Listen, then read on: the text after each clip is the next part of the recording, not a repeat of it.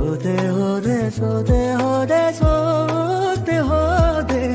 Hi ಎಲ್ರಿಗೂ ನಮಸ್ಕಾರ.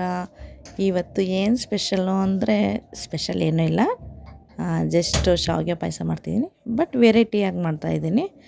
So ನೀವು ಕೂಡ ಇದನ್ನು ಮಾಡಿ ಟೇಸ್ಟ್ ಮಾಡಿ ಹೇಗಿರುತ್ತೆ ಅಂತ ಹೇಳಿ. ನಮ್ಮ ಮನೆಯವರಿಗೆ ಶಾವಿಗೆ ಪಾಯಸ ಅಂದರೆ ತುಂಬ ಇಷ್ಟ. ಸೊ ಇವತ್ತು ಮಾಡು ಅಂತ ಅಂದರು. ಅದಕ್ಕಾಗಿ ನಾನು ಇಲ್ಲಿ ಹಾಲು ಚೆನ್ನಾಗಿ ಕಾಯಿಸ್ತಾಯಿದ್ದೀನಿ. ಗಟ್ಟಿ ಹಾಲು ಫುಲ್ಲು ಚೆನ್ನಾಗಿ ಕುದೀಲಿ ಅಂತ ಬಿಟ್ಟಿದ್ದೀನಿ. ಮತ್ತು ಶಾವಿಗೆನೂ ಸಹ ನಾನು ಎಲ್ಲ ನೀಟಾಗಿ ಹುರಿದ್ಬಿಟ್ಟು ಕೆಂಪಗಾಗೋ ರೀತಿ ಹುರಿತಾ ಇದ್ದೀನಿ. ಹಾಲಿಗೆ ಒಂದು ಏಲಕ್ಕಿನ ಕುಟ್ಟಿ ಹಾಕ್ಕೊಂಡಿದ್ದೀನಿ. ಅಂದರೆ ಒಂದು ಸ್ವಲ್ಪನೇ ಮಾಡಿದ್ದೀವಿ, ನಾವು 4-5 ಜನ ಇದ್ದೀವಲ್ಲ, ಸೊ ಅದಕ್ಕಾಗಿ ಸ್ವಲ್ಪನೇ ಮಾಡ್ಕೊಂಡಿದ್ದೀನಿ. ಏಲಕ್ಕಿನ ಕುಟ್ಟಾಕಿ ಚೆನ್ನಾಗಿ ಕುದಿಯೋಕೆ ಇಟ್ಟಿದ್ದೀನಿ.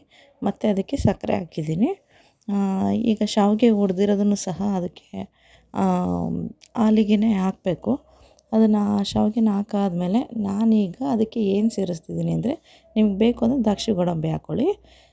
ನಾನಿಲ್ಲಿ ಪೈನಾಪಲ್ ಎಸೆನ್ಸ್ ಇರುತ್ತಲ್ವ, ಸೊ ಇದನ್ನು ಕೇಸರಿ ಬಾತಿಗೆಲ್ಲ ಯೂಸ್ ಮಾಡ್ತೀವಿ.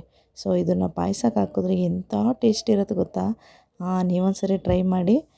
ನಾನು ಕೂಡ ಇದನ್ನು ಹಾಕಿ ಪಾಯಸ ಮಾಡ್ತಿರೋದು. ತುಂಬಾ ಆ ಫ್ಲೇವರು ತುಂಬಾ ಚೆನ್ನಾಗಿರುತ್ತೆ. ನಾನು ಇದೊಂದು ಬಾಟ್ಲಿ ತಂದು ಇಟ್ಕೊಂಡಿರ್ತೀನಿ. ನೋಡಿ ಚೆನ್ನಾಗಿ ಹಾಲು ಕುದೀತಿದಲ್ವ, ಈಗ ಶಾವಿಗೆ ಹಾಕಿದ್ದೀನಿ. ಎಷ್ಟು ಚೆನ್ನಾಗಿ ಬರುತ್ತೆ ನೋಡಿ ಅದು.